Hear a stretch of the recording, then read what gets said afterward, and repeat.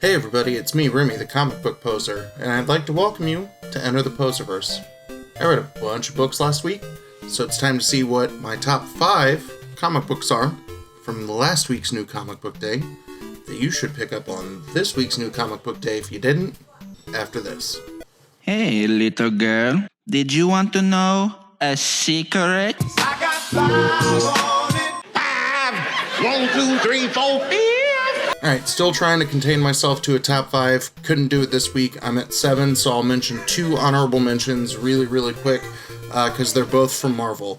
Thor number 9 came out this week. I really like the idea of playing with Dr. Donald Blake and playing with what happens in a world where Thor may not be able to transition to him, or if Thor is trapped in the body of Dr. Donald Blake, but this is setting up, I think, a really interesting arc after kind of the quick death of the Black Winter. One's Black Widow number 3, we finally figure out why Nat is trapped in a simulation created by Arcade and a couple of folks around her, and we kind of figure out if she discovers that more is afoot, since she kind of came to in book 2 while she was creating a bomb in her garage.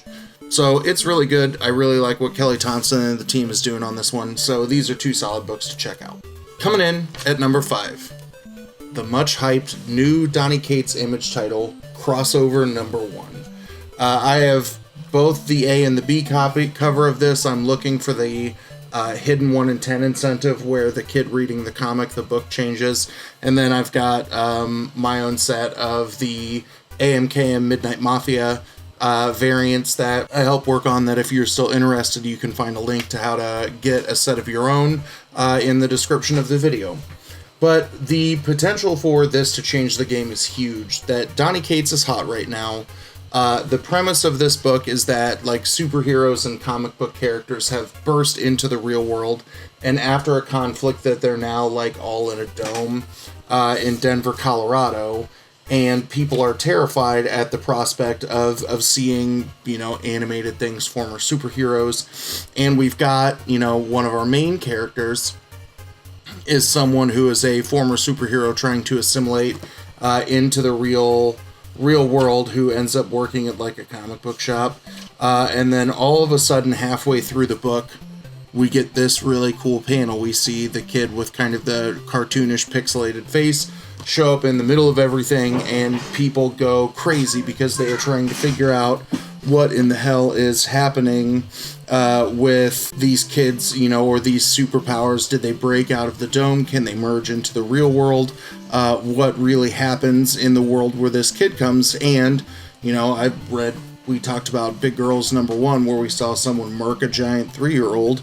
So there's a desire to kind of kill the kid that shows up outside of the dome. And I think this is really interesting because there are a lot of, like, Easter eggs to other big properties that Cates may or may not have had his hands on, but a lot of things across the entirety of the comic book universe that could fold its way into this. And I think it's pretty cool. You should check out a couple of weeks of the AMKM Sunday Night Talk Show, where they kind of break down some of the spec hype in Crossover and point out some of the little Easter eggs that show up throughout the book. So it's really good. I think there's a high degree of potential for this series, and I can't wait to see what number 2's got in store for it. Coming in at number 4, from AWA, is Year Zero number 1. It's the beginning of the 2nd arc, and it's by Benjamin Percy, Juan Jose RYP, and Frank Martin Jr. It's still very true to the premise of the 1st arc, right? That we are learning about different individuals who are dealing with the zombie pandemic, epidemic, crisis, whatever you want to call it, in the world today. And we meet a cluster of kids who are working on a fishing boat in Norway. We meet a dude who's like a drug lord, like El Topo. And I can't show more than that because there's some sex happening. We get like a cool Dawn of the Dead setup where a woman is trapped in like a superstore and living her existence there, and then we get someone in Rwanda, and it kind of jumps between all of these different standpoints of people dealing with the zombie crisis, and yeah, it's really interesting. It's some good, intriguing stories, and then the other thing I like is we start to get some peeks at some other AWA series in here. So we find out that something called Erratic is coming out December 2nd. December 9th, we get another new short-run series called Bite Sized, and it's by my dude Cullen Bunn. So they're doing, more great things. If you loved the first volume of Year Zero, you will definitely love the second volume. Coming in at number 3, from Action Labs is Sasquatch in Love #1 by Jason Nutt and Alexis Vivallo. This is a weird book, but the kind of good weird. So you find that there's a dude who's best friends with Sasquatch that he helps bring him things. So we meet the two of them together in the woods because he's bringing a bookshelf for the Sasquatch to have in his home. We see that there is a documentarian and has a college intern with him who's trying to find the Sasquatch by covering himself in pheromones and bringing him through gallivanting through the woods to try and pull him out. But eventually the Sasquatch falls in love with someone, and it's not necessarily who you think it might be. It's not the weird, creepy documentary guy in the female Sasquatch costume. The art in this is entertaining. It's interesting. The story premise is kind of funny. I like the character work that's done with the 4 main people that we get to meet, and I'm glad that this has finally made it into my pull list. Coming in at number 2 from Mad Cave Studios is Pantomime #1. It's by Sebla Stahl Kelly and lettering by Justin Birch. I did a preview article on this on my website, comicbookposer.com, where I kind of talked about the storyline where you have 2 teenagers, their parents die, they are sent to live with extended family members who may not be a big fan of them, may not want them in the picture, so they end up going to a school for exceptional youth, but it's a school for students with disabilities, students who are deaf, and they decide that they want to get involved in a heist because they have property that's taken from them by a teacher, and then this creates a thirst for other forms of theft. I like the way that the communication happens in this. Like I've said multiple times, I think Justin Birch does an amazing job with the lettering work in this, because people who are communicating via spoken English. I love you, Daddy. I love you too, big girl.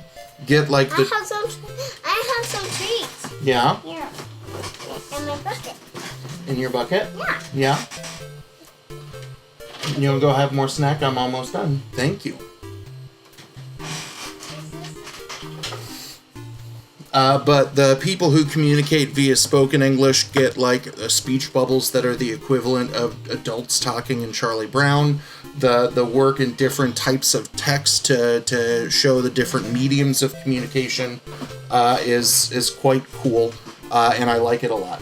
But definitively, the book that is #1 on my list for the week from Aftershock is Red Atlantis #1. It's by Stephanie Phillips and Robert Carey. This is a sweet cover that, as I was helping my LCS owner bag and board and get stuff on the pull list out, I saw that he had a copy of the 1 in 15, and I was like, yes, I would like to add this to my collection, because I think it's really cool. This was an odd book to read on the day after the election, because it starts on November 3rd in Houston, Texas, and you see that as people are using their cell phones, there's some kind of signal, there's some kind of digital interference that makes people go crazy and become hella violent. If you've seen the Kingsman movie, it's kind of similar to that, where we know that the SIM cards put in all the devices to give people like free cell phone and internet by Valentine has this effect, but there are only attacks that happen in 4 places throughout the United States on election day, and I think it said they were 4 swing states, but you don't know what caused it. There are some people who seem to have gotten hit by it, but like they were only violent or out of it for a few seconds, that they didn't like fully backlash against people. And then when we get to the end, we find out who might be responsible or who the government thinks may be responsible, and they start pulling in a character we meet in the last couple of pages because of who she might have some ties to that she may or may not know. But I like it a lot. So the story is credited to being written by Stephanie Phillips and the art by Robert Carey, but this may be a larger story that was created by Jan and Victoria Newman and Nicholas Leeds, or maybe it's Jan, that is adapted into a comic book. Either way, if there is greater source material, I want to check that out. I'll be honest, there's a small essay in the back that maybe I should have read. I don't know. Because there's an interview with the people who say the story is by, so maybe they had the idea and then it was interpreted by Stephanie Phillips and Robert Carey. Either way, I think this book is really, really cool. I think there are so many different crazy conspiracy theories that are battling around in my brain based on this book right now that I need book 2 relatively soon. This is yet another home run delivered to us by Stephanie Phillips, who my fandom is growing massively, like more and more massive by the day that, you know, in playing some catch up, I just read A Man Among Ye #3, and it blew my mind with how good it was. So another great book from Aftershock, another great book from Stephanie Phillips, and something that if you're sleeping on this title, you want to pick it up now before it catches some heat, because it's real. What'd you think? Let me know down in the comments below. Is there something that you would have ranked higher or lower on this list? Is there something you think I missed? Let me know. We'll chat about it. And as always, thanks for stopping by, and have a good one. Hey, little girl, did you want to know a secret? I got 5 on it. 5, 1, 2, 3, 4, 5.